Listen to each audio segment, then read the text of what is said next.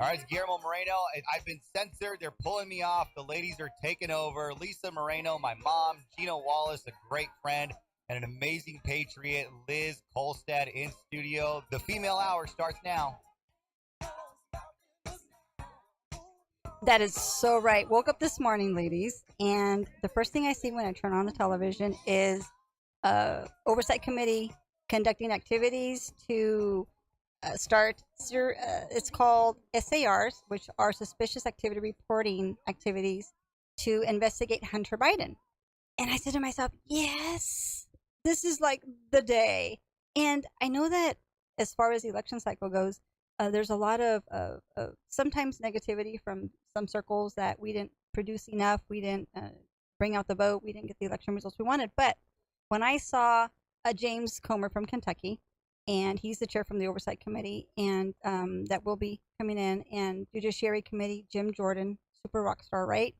And they were just taking questions from the media and saying, we are going to start to investigate, conduct activities from the Oversight Committee for the suspicious activity reporting. According to them, there have been many times that they have requested from the Biden administration accuracy as far as filings and paperwork from Hunter Biden's activities, his bank accounts, and for some reason there's just like dead silence and crickets. It's not happening. So now that we will be in the powerhouse seat, if you will, now they've started that thought process. And when I saw that, I'm like, yes. And the first song that came to my mind was "There's No Stopping Us Now." I was so excited. And one of the questions that the media asked Jim Jordan and Representative Comer is this the first item of business for the Republican majority now in Congress? Is this what you're going to focus on? And I love the answer from Chairman Comer. He said, this is one of the committees that the Republican Party will be in charge of. This is just one committee that will be focusing on, yes, our priorities will be to look into the activities of Hunter Biden. And there's everybody else. Yes, Kevin McCarthy will be the leader, and he will be conducting the Republican activity agenda that we have nationwide. But don't try to change the narrative. We're not coming out Hunter Biden Rambo here. We're doing what my committee does best. And then Jim Jordan said, and we'll be asking the questions. They're going to be doing the research and requesting the paperwork and all the activity. And we'll be asking questions. We just want to ask questions. We just want to know if any of this activity compromises President Biden. And that's what matters. Is he compromised? Absolutely. Yes. It's all about perception. Right? Right. It's a no-brainer. I mean, why would we not think that this doesn't affect Hunter Biden does not affect President Biden? It would just be illogical to think that way, that they are separate entities on this planet. They don't know each other. They're estranged, haven't seen each other for 20 years, right? That's not the case. We're not naive. I mean, they think that we don't get it, but we get it, right? 15 days before the last election. But it was totally suppressed. It was completely censored by social media, even though people knew that it was true. The mainstream media didn't want to talk about it because they knew it would affect the election. And amazingly, for first time in America, we were able to be censored like that. And this story basically died. It came out after the election, but even then, it didn't seem to catch like wildfire. People, non-conservatives, weren't enraged about it like regular people were. I agree 100%. The media, social media, the liberal media, they all planned it. They all said, nothing to see here, nothing going on here. And after the election, 15 days prior, this could have been announced, this could have been brought to light, but they chose not to do that. They chose to just suppress it so that they could have the benefit of it not being public. And it did affect the election, in my opinion. There would have been voters that may have considered to vote differently if they knew all this activity was going on. But now, ain't no stopping us now. Well, we hope. Yeah, right? We hope that's the message that they bring to the table. Absolutely. So I failed to introduce you, so forgive me. So Gina Wallace, Madera County Chairman, is here and Professor of Law and Politics at Fresno State. Thank you, Gina, for joining us. Great to be here. Liz Kolstad, Second Vice Chair of the Fresno County Republican Central Committee as well. Leadership in the House, folks. So we're excited that you have leadership that is representative of your counties, your nearby counties, and Our opinions will be. I was before we went on air. I said this is the female version of Guillermo. So super excited about that. In other headlines today, everyone knows now that Nancy Pelosi, at the age of 82, is now stepping aside. I'm careful to not say stepping down because I don't feel that she's going away. She's not going away for a bit, right? She's stepping aside after 8 years of being Speaker of the House and the last 20 that she's been serving. And because of that amount of time, there are a lot of Democrats that have have not known any other leadership but her, right? Correct. I mean, but it's one of those things where it's a little bit of a breather, but it's a little bit of a concern. We were talking about that before the show because now, if Pelosi's stepping aside, now that Kevin McCarthy, and he put that out in a tweet yesterday evening, he said, and I quote, "Tonight it's official. One-party Democrat rule is finished. We have fired Nancy Pelosi." He tweeted that last night. What do you think about that? Well, I think it's true. One party rule is over with, but I think it's very strategic on the Democratic part, and I think you have to take that into consideration and understand that this is a part of their plan.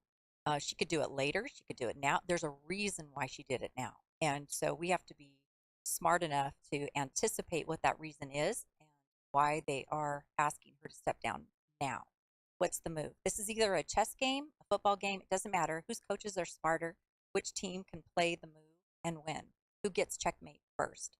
And I think that it's a very strategic move on the Democrat part. So we need to be aware of that and understand that. She's stepping down, but she hasn't gone away, and neither are the Democrats. Wow. And when you bring that up, that's why I admire you so much. You always bring that angle that I don't think many of us think about. We think about just what we see in front of us, but you take it so much deeper. And there is a concern. Why? That's a great question. Why is she announcing it now? Why now when the transition doesn't happen until January, right? Well, what happened the day before? What happened the day before? Kevin McCarthy, with his votes, he was 30 short, right? That sent a signal to the Democrats. It's no coincidence that she took and stepped down the day after. That's not a coincidence. Interesting. What do you think? I would agree with that. I think that there's always a strategy for the Democrats. It's never, it's just never a coincidence. Never spontaneous, right? It's never spontaneous with them. And unfortunately, you always have to wonder, like, what worse besides Nancy is coming? Because it's going to be, I think, even worse. Right? Right. And talking about that, we were talking about that before the show as well. So evidently, Representative Hakeem Jeffries of New York, he's 52. He has been groomed to a degree to follow Representative Pelosi. He is from New York, and he, in addition to other leadership, but he will be the first black lawmaker to head a party caucus in either the House or Senate. So a lot of the media is already making it a spotlight success story that he's going to be the first black lawmaker to head the House or the Senate. So that's in their camp. But also, in addition to that, we have the fact that there was a three-pronged leadership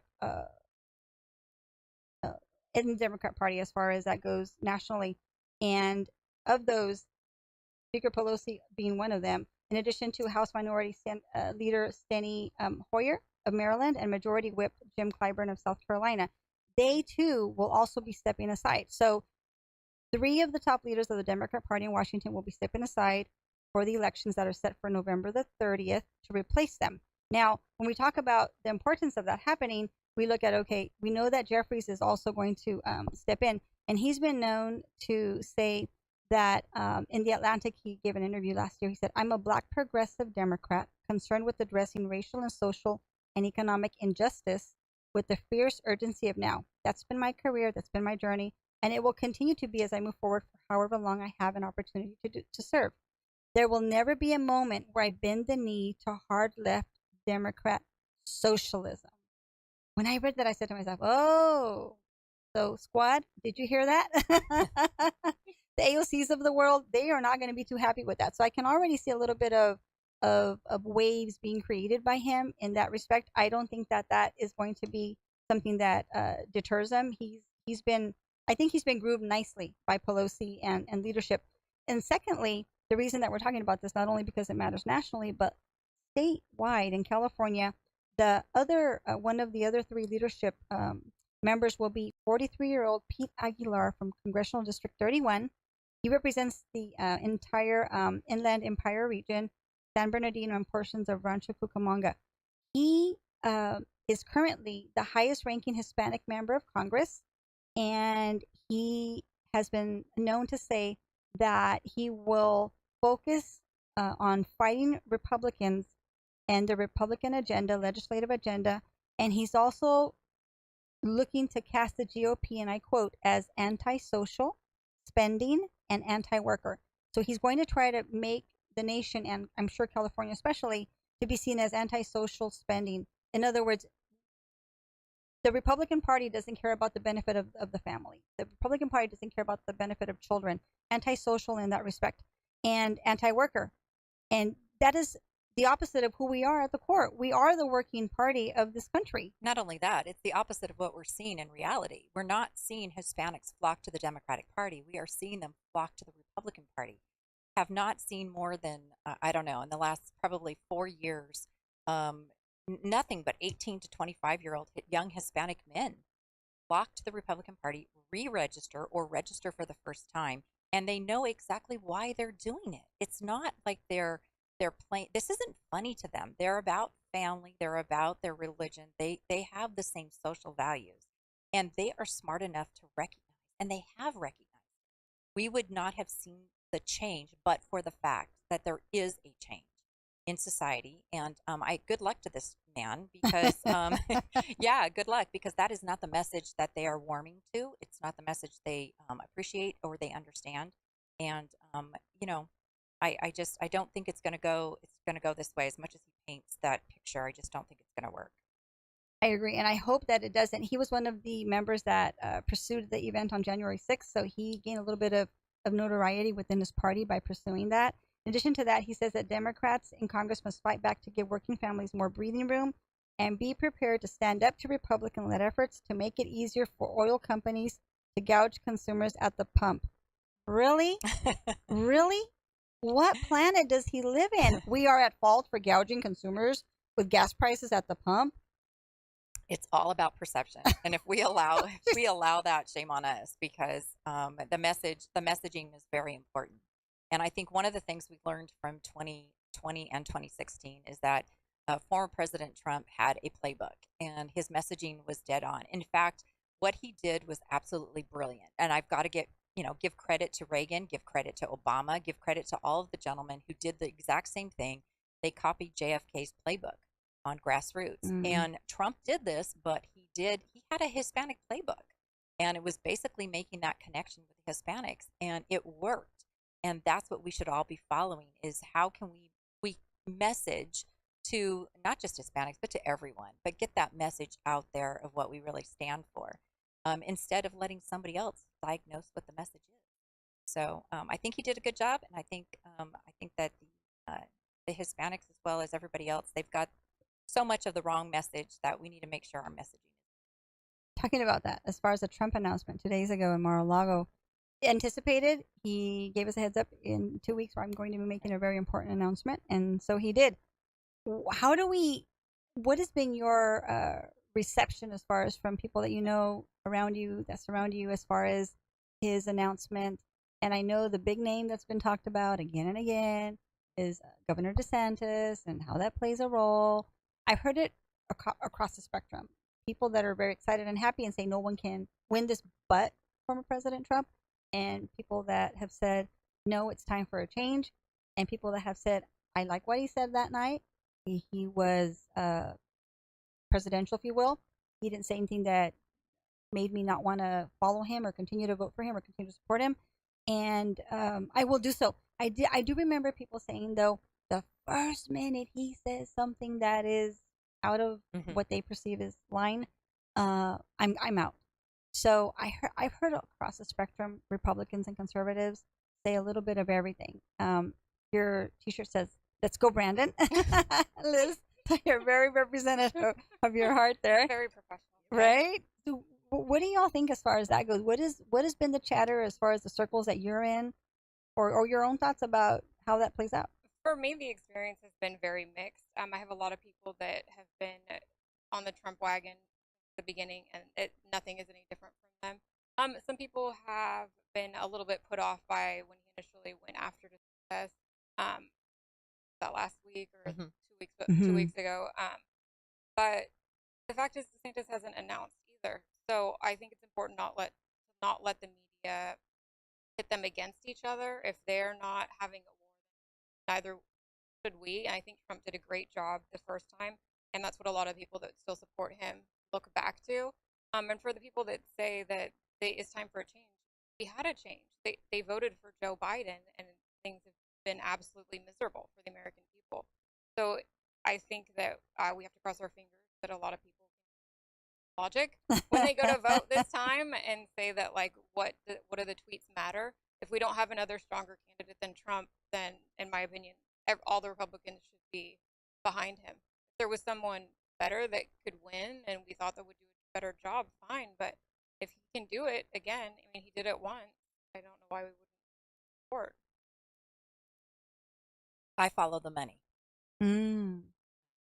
Paul Ryan's money is going behind DeSantis. Is it really? Yeah, therefore the brakes are on for me. Yeah, the brakes are on.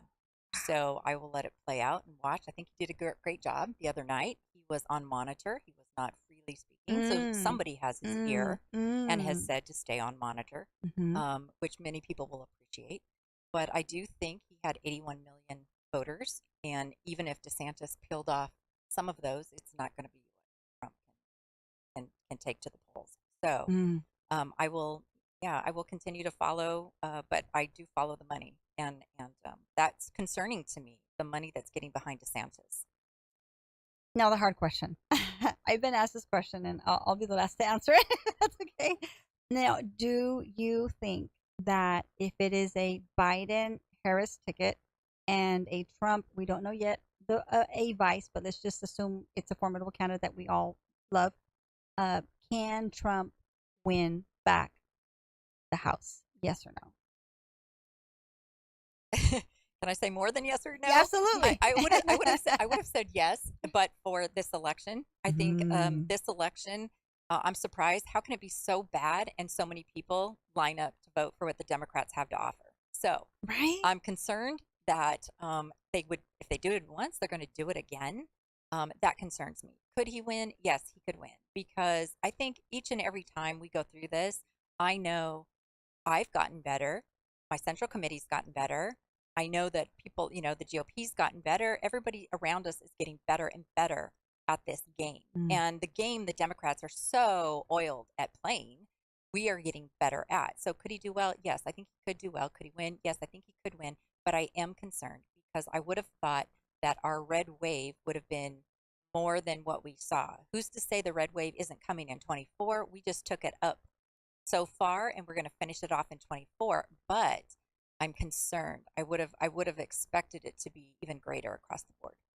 Two questions for you follow up to this question. Number one, for those in our audience that are conservatives, hardworking, have busy lives with family and work and responsibilities, and aren't too in tune with what central committees do, Gina, when you say Madera County is getting better and better, Madera County is exemplary in my eyes.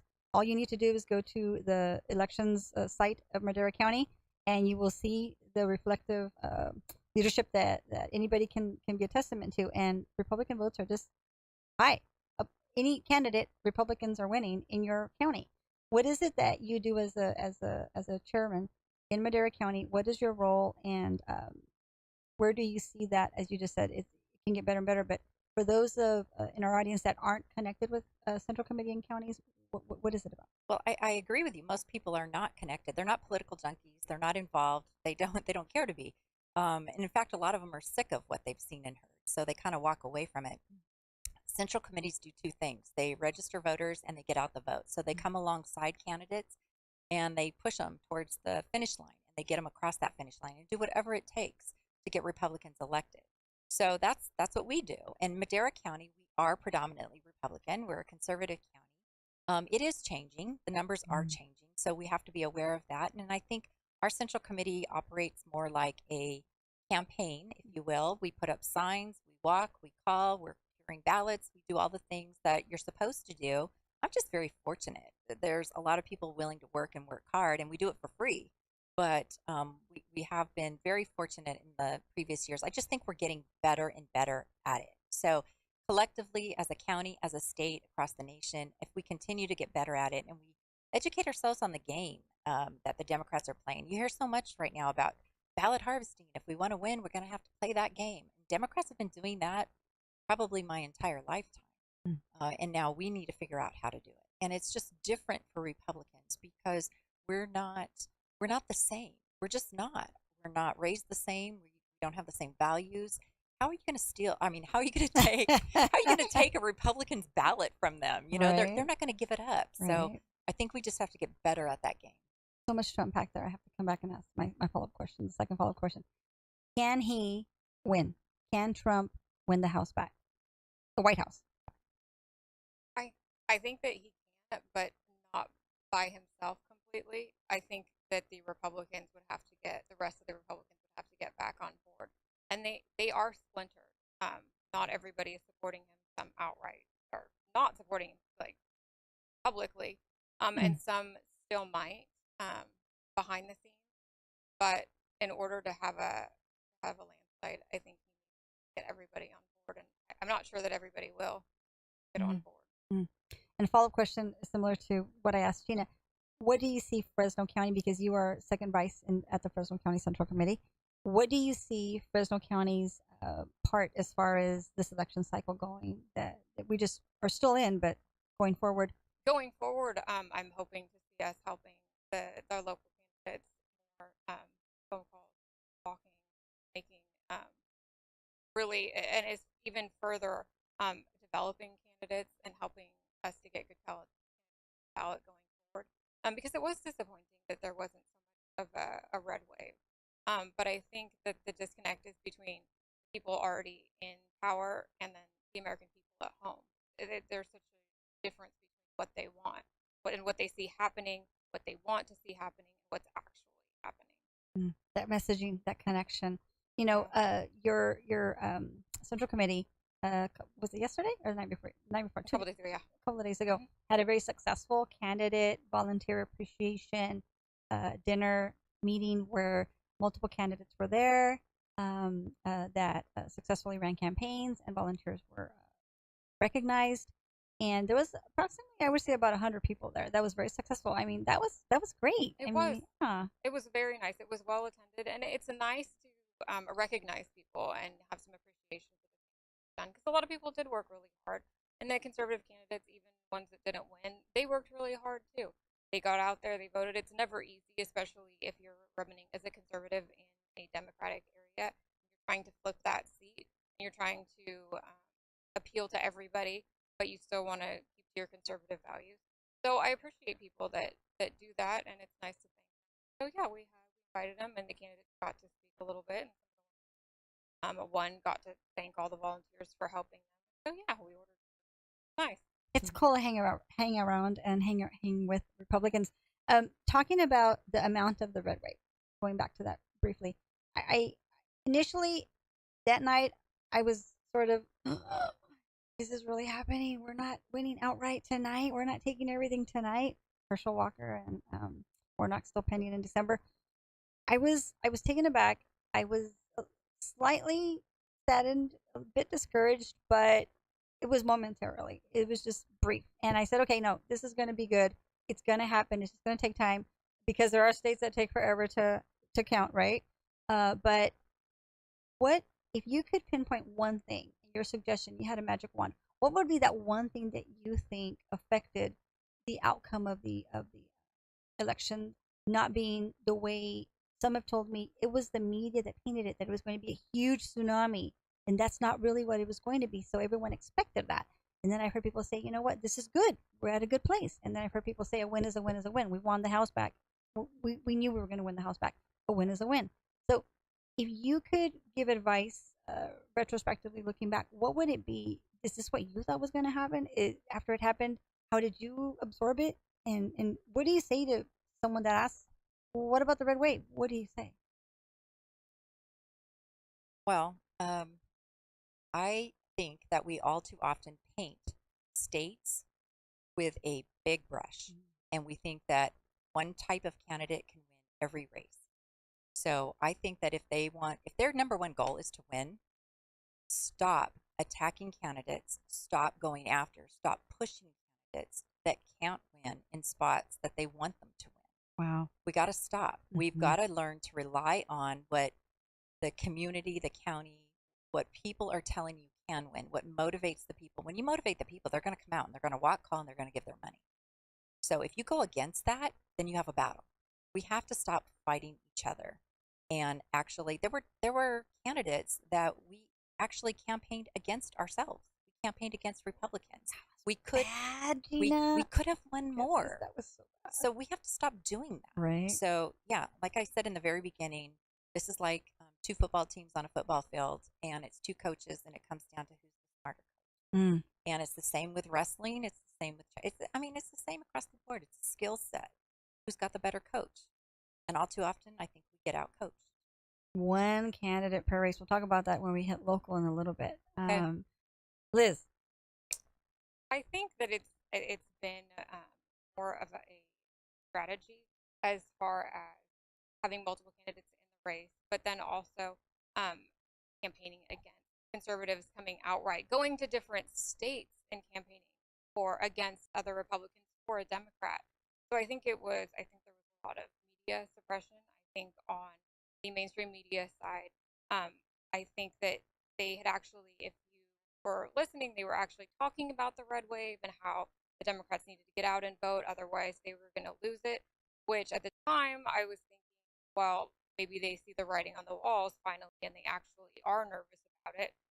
But that didn't quite happen. I think they were kind of hedging their bets because they thought it could go either way. Maybe it would be a landslide, or maybe all those Republicans that were eating their own really were going to affect the races, and I think that they did. And then the fact that a lot of the voting centers and the machines and all of that had issues. I mean, I remember when I was little, like growing up, voting day was the day. Like we had paper ballots. Everybody had the results at the end of the day. Third world countries have their results at the end of the day now, and now we have all this technology, and it takes weeks at a time. I was watching. I was looking through some of the headlines in the news, and then also the data yesterday, and they were saying that of the races that are still being counted, or the ones that weren't decided on election day, but that were decided days later, where they had the stops in the counting, and they had little blips here or there, or they had vote dumps, and then all these ballots showed up, and then the Democrat ended up winning. That happened in 70% of the races that had those.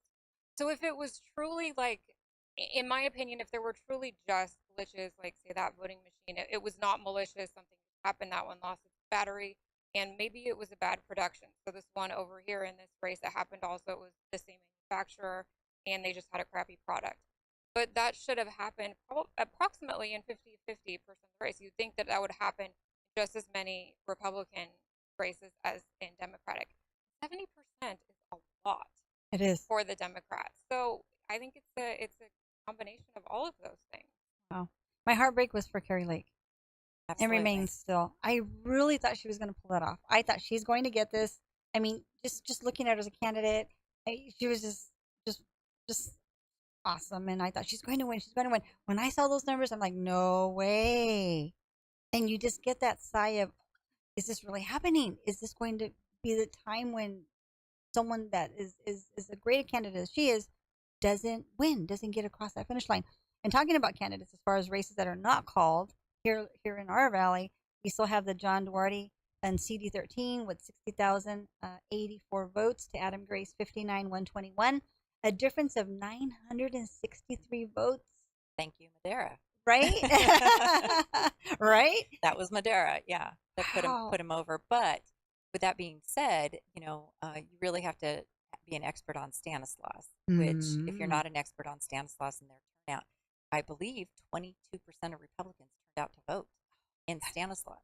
Madera County we were 14th or 15th in the state for turnout. Nice. So in a county like Stanislaus that is so desperately needed for him, turnout was low. that's so low. And so then we look at the Mark Pazin, AD 27 to Esmeralda Soria. That race is 1,581 difference of votes for Madera, Merced, and Fresno County. I mean, those two races are still not even called. And one day, one person is up, the other day, the other candidate is up, and it's one of those roller coaster rides. I can just envision. Just it's horrible to have to go through that. Is what is going on here? Why can't we, like you said, third world countries get the results? Exactly. I don't understand why we can't focus on just getting the elections done. Like, if it's not, I understand if something's not broke, don't fix it. So why did we change?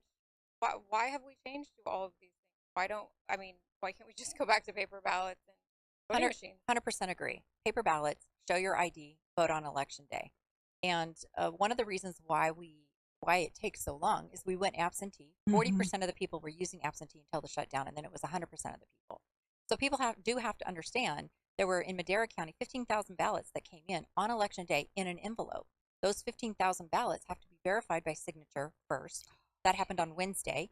Then, and it continued into Thursday. They have to be opened. The ballots have to be flattened, or they won't even go through the machine. That does take time. Wow. So you're making a great argument. You're right for going back to vote in person, because the ballots that were cast in person on election day, they were counted by 11 o'clock. Wow. They were counted. So it shouldn't be hard, right? Good argument for in vote. Exactly. And the Democrats are the first one to say it's your right to vote. It's your part of your American freedom to vote for your representatives, and that's true. But people should have to take some level of responsibility too. So if you can't vote on voting day, there still could be like absentee, the elderly, or good reasons. But most people should have to go and vote in person. And now you have 11 days. You could actually do it in person within those 11 days. And I would highly recommend it, because when you put your ballot in an envelope, you are allowing someone else to look at it and determine whether or not that's the correct signature. Why would you put your ballot through that? Right? It just doesn't make sense. I think it's only become harder for us to be more efficient, even though it's projected as being more inclusive for those that are not able to vote, and just all a barrage of reasons. But locally, talking about elections, Assemblyman Jim Patterson announced, according to SJV Sun, that he will run for Fresno County Supervisor in 2024 in District 2, currently held by Steve Randall. When I read that, I'm like, wow. Again, another example of what Liz said. Why are we going after each other? Why do we do that? Why do we continuously? I don't understand that. We had that in the last election as well. In Senate, is it SD4 or SD5? SD4, we didn't. Yeah, we had 5 Republicans split the vote, and 2 Dems got in, for the general. But I mean, we did it with our Congressman McClintock. Somebody went after his seat. I just don't understand why we do that to each other. If the objective is to win, then come on. Somebody's got to be making the calls. Right, and that's one of the biggest reasons that I think that not the biggest, but one of the reasons where we defeat ourselves before we're even out the gate, and that's just not going to work. I can just envision already the Dems just looking at their chops, thinking, "Oh, this is good." All they got to do is throw in one person. It's a split. It's going to be a split. Yeah, They throw somebody in, and all of a sudden that seat is in jeopardy. And I can guarantee you that as soon as that announcement was made, and now it's more well known, I can guarantee you that there's already someone that's already ready to go. Absolutely. Because both candidates are so well liked too. I would imagine the vote would be pretty evenly split, so it would not be hard. That's horrible for a third candidate. That's horrible, right? Yeah. And take the vote and take the seat, and it's just beyond me. We see it happen. The solution to that, I don't know that I have it, but I know that in the past, Republican leadership has wisely said, okay, if you 3 people would like to run for this seat, let's all sit in a room, let's all talk about it, and let's all try to decide what's going to work. But to not do that and to launch 2 Republican candidates is just opens the door wide open for the other side to just say, we're going to pick somebody and we're going to take it. Y'all can just do your thing and just have fight at over it. Yourselves. Yeah. Yes, just fight over yourselves and do that. It's unfortunate, but it is the reality of the game. That being said, Representative Mike Garcia, that represents North LA County, he has won numerous. He won in the special, then he got reelected, and he just won again. He was the 218th representative to get us the majority, so that we can take back the House. Something that I want to just touch on briefly is the fact that uh, President Biden won that area by 13 points above former President Trump. That area. How is it that a Navy pilot that's a Republican can win the hearts of a district where Biden took it by 13 points against Trump? How does he win solid again and take out the Dem? Why is that? I know there's a lot of thoughts that go through my mind, but we have races here locally where we're at a disadvantage as far as Democrat to Republican registration. And I think locally in Fresno County, I think the Dems are into the 190s, 190,000. We're in the 160,000 with approximately 40,000 of independents. But how does a Republican win in a special? Not only once, but he wins twice after that and solidifies us to take back the House, being the 218th representative in a Biden stronghold. As president, he took it in double digits against Trump. What is it? LA has suffered. They're one of the cities that has suffered the most through the Biden administration with crime and homelessness and high unemployment. They have felt it the most. They had the DA that wasn't. Oh, yes. Is it his name- Garcetti? Yeah. Is it Garcetti? And then also the one that wasn't enforcing any of the laws, and he wasn't charging. And so Gascon. Gascon. So Start with the G. yes, yes, exactly. They have suffered kind of like San Francisco has suffered through all of those things, and I think the families of people that have been shot or killed or maimed or gotten sick or lost their jobs, they can't find work, or there is no work to be had, or they can't afford to live on what they're making. I think that the people in those counties got out and voted, and they were like, no more of this. Republican or Democrat, the Democrats aren't working for us. That's all I can think And crime is the number one issue in California. Mhm. So that would be messaging, would be, if it was done right, would be a winning message in LA.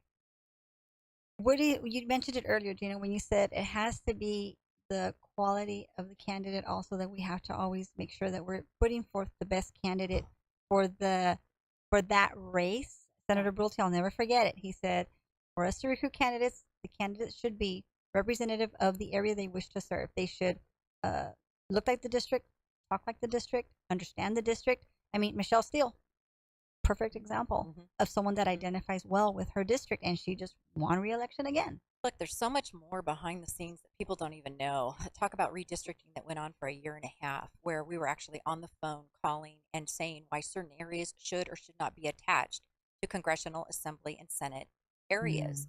And we're all fighting. The Democrats are doing the same thing, only for opposite. We're trying to put together these districts that we actually stand a chance in. California has a law where 5 counties actually had to be leaning Dem. So you look right here in the Central Valley, you got Costa's seat, you got Adam Gray and Duarte fighting up there. You've got all of these districts that lean Dem. And don't lean Dem by 2 or 3, lean Dem by 14, Double digits. 16, right? How is a Republican supposed to win those districts? And that's why it's so important to have the right candidate that can send and have the right message to actually win that. If you put a candidate in that can't send the right message to the Hispanics, then you're going to lose. That's just bottom line. You try and put a city slicker up in, District 5 of Madera, they're going to lose. You can't do that. It's just common sense. It's like putting a receiver on the line. So I think that we really have to look at the candidates, and we've tried that. Fresno's tried it. Madera's tried it. We've tried to put the candidates in the room and say, if y'all stay in, we're going to lose. And so we've tried to do that. Candidates tend to be pretty high self-esteem, let's call it, and think that they're the winning one no matter what. And it's just not so. So it really requires everybody to understand their communities and be able to find the right candidate with the right message, the right team, and actually deliver. Because there's a lot of candidates out there that don't even knock on a door. They just don't do it. So if you don't deliver, you can't win. And you can't, if you don't connect with the voter on a personal level and you don't knock on those doors yourself as a candidate, you No. have an uphill battle against the Dem. See, we've switched. Campaigns used to be very personal, and then with social media and television and everything else, it became impersonal to make connections, and it was at the distance. I think they're cool. They play instruments. They can play basketball. It just became a different messaging that we used. People are getting away from that. They want something real and tangible again. So it is swinging back. And if a candidate doesn't understand that, then yeah, they're going to lose. Going to lose. Not personal. They're not No. personalizing themselves. Now, talking about, again, touching on the ballots, I think this is huge when talking about wanting to run as Republicans. The Democrat machine is well oiled. We know that. We see the results. We see what they do and how they work. One of the biggest concerns that I have, and people that have mentioned it to me, and I know 3 personal friends that talk about Trump all the time. They're Trump supporters. They're supporting the 3 Latina congressional candidates in Texas. De la Cruz won. The other 2 did not. But they talk about election cycles coming up and how pumped up they are. Did you see what this person said? And I can't believe it. And after election day, I said, so where did you vote? Did you mail it in? Did you go in? I didn't register in time. I don't. And this is a person texting me, sending me pictures of tweets of candidates and how important this is. And another person, I said, have you voted? I don't even know where my ballots at. And these are Republicans. And I think to myself, you know, just in my circle, there are people that I assume they are doing their due diligence, and they are not. But they're engaged. Some of them are engaged. They're just not voting, and that just drives me insane. And like you say, I'll go vote on election day. I don't know about anybody else, but when I went to Madera Ranchos to vote, it was thundering storm. It was pouring rain. I said to myself, okay, Lisa, you waited, and now you do this. Yeah, we had snow actually up in the mountains, and we're concerned that those ballots were going to get down. So yes. So waiting, and I'm just thinking to myself, it was really bad. It was raining so hard when I came back to Fresno after voting. I came towards Fresno to the election watch party here at the studio, and it was hailing when I went to pick up Hadassah or my daughter after that. I'm thinking to myself, who's going to go vote right now? I'm just thinking, who is going to be that determined to make it? Not to say that voting in person isn't important. That's important. It's a patriotic thing to do. Get our sticker. I get all that. But my worry is so many Republicans and supporters of our Republican candidates, not necessarily Republicans. They can be libertarians. They can be independents. They can be some Democrats.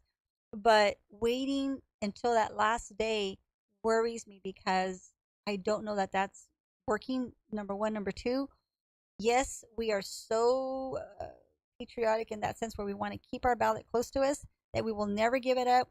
You can pry it out of my hands if you want with a shotgun on the other hand. But you know, in the Dems, they don't have that mentality. The ballot harvesting is a huge deal, and I just don't know how we get past that with our Republican constituents, our conservative constituents, to say, you know, we got to get these ballots where they need to go before. We have to start doing it before, not the day of, or it's just not working. Number one reason people don't vote is that they don't have the time. So waiting until the last minute is an issue, and you're making a great argument for the 11 days. Just vote in person. Number two reason that people don't vote, they don't understand, which would be the reason why the examples that you gave of people that weren't even registered. They really don't understand the big picture. So I think that messaging, we need to fix both of those for 24. You know, and as far as that goes, I really hope that having this type of conversation brings light to the concerns that we have locally, and we see it play out really well.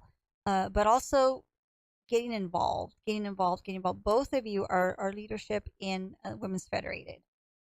Please tell me, what is the difference between Central Committee and Women's Federated, and how you see that going forward? Because I don't know about you, but in my neck of the woods, Republican women are pretty like rock star status type of a thing.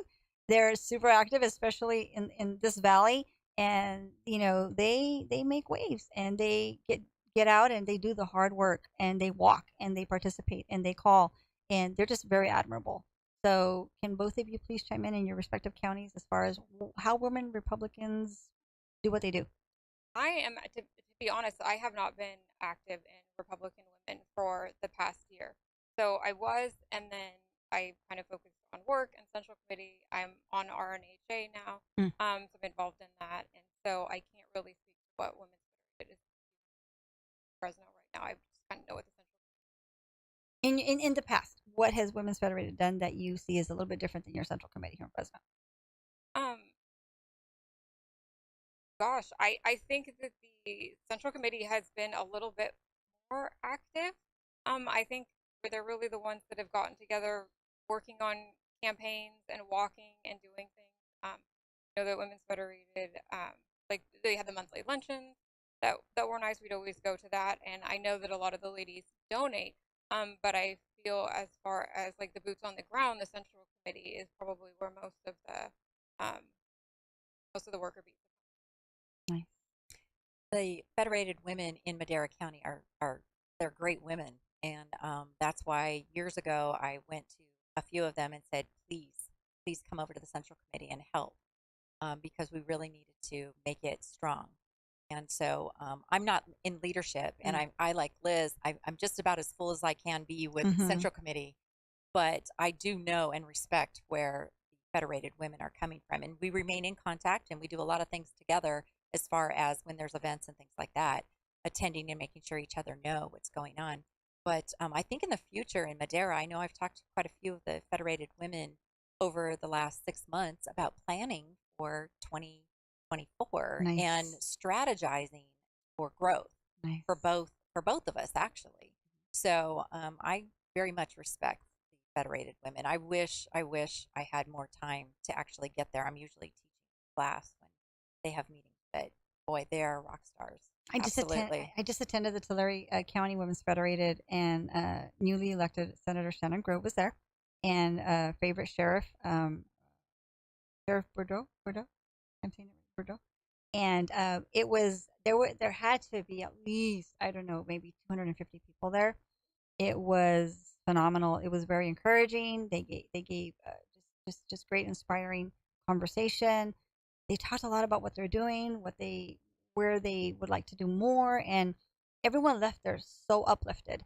And when you have counties that are strong with Women's Federated, and I know a group of women, especially in Tulare County, shout out to Ellen Wojtola and Deanie and Marion Hedstrom, and all the ladies that have worked in the recall for Gavin, that have done a lot of the candidate support and everything that they do. It's just so phenomenal, because I think that they take it so personal that their county needs to be the best, like Madera County does. I mean, Madera County represents and shows in election results just by looking at the numbers. The numbers don't lie. You look at Madera County results, and across the board, they're just phenomenal. The leadership there is just stellar. It's an example for the rest of the counties, I must say.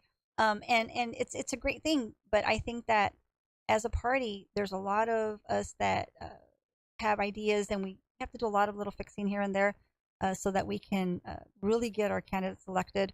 As far as going forward, I know we're almost out of time, but going forward, what message do we want to send to our audience as far as how can they get connected? How can they get active? How can they be a part of our 2024 election going forward? What are your suggestions to anyone that's listening right now?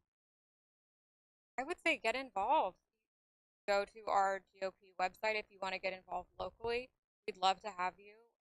Get out, get in your community, go out, meet your neighbors, find out what's important to them, and really take the time, because I think it's important if Americans want to take the country back in the next election.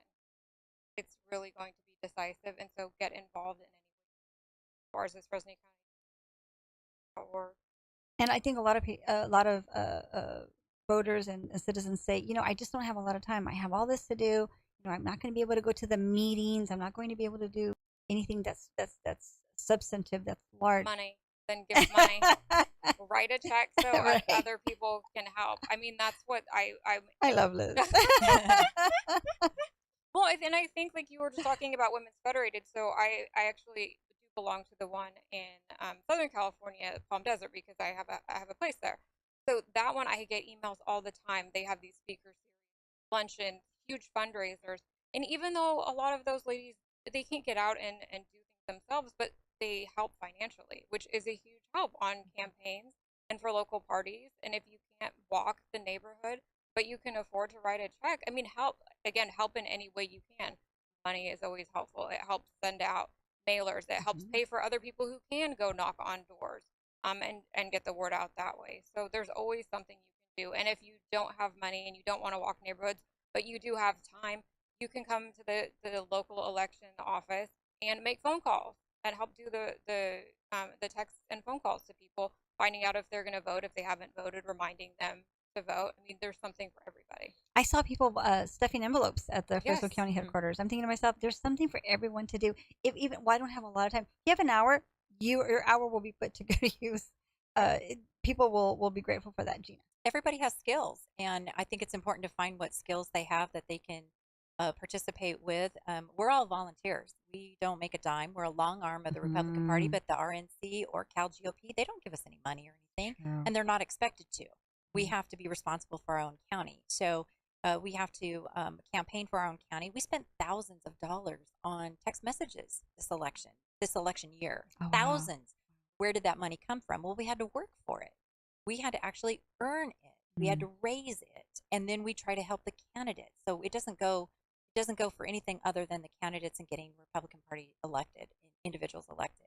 So I think if you have a skill, if you have the time, if you're frustrated, whatever it may be, the Republican Party women, you can get involved there. You can get involved with the Republican Party Madera County. You can go to our website as well. Heck, I would give my cell phone if you were going to volunteer for right? us. But yeah, I don't have a problem with that at this point. There's only so many of us, and walking, calling, everybody's still. And here's another thing: everybody thinks the election's over. Over half of my central committee right now is still working today on the election from last Tuesday. Wow. They still have jobs, and they're still volunteering when they have free time, when they have hours, and they're still trying to make sure that Republicans win in Madera County. So there's something for everybody. If you got computer skill, I mean, whatever it is, we'll find a place for you, and we'd love to have you. Many hands make for light work, and I have to say this, Gina. This is also another compliment to Madera County again.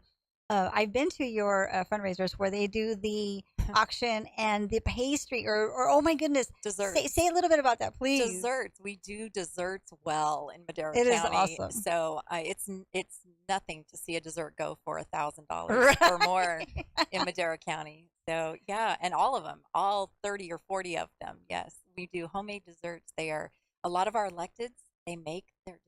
No, I didn't know that. Yeah. Wow. Yeah. So they make them, and then we auction them off, and we got one of the best Connor Erickson auctioneers. Oh, it's so fun. Yeah, It's he's so fun awesome. to watch. And so we have a good time. And so it's kind of like we get through everything else and go, okay, now it's time to do dessert.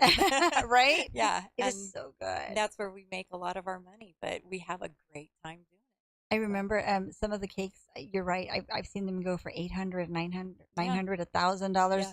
for some really good. I mean, just appetizing. Like you just look at it and you're like, oh, can I have a piece of that? And you see where the pastry goes, or whoever the highest bidder goes to that table. You're just thinking, oh, I wish I was part of that Sitting table. at that table. I wish I was part of that table. Yeah. But that's something that's really phenomenal. And Liz, here in Fresno County, I see that Fresno County has come up with a nice program to try to get the vote out and reach voters at their precincts where they live. And I think that's one of the newest ways that Fresno County has come up with trying to get candidates elected.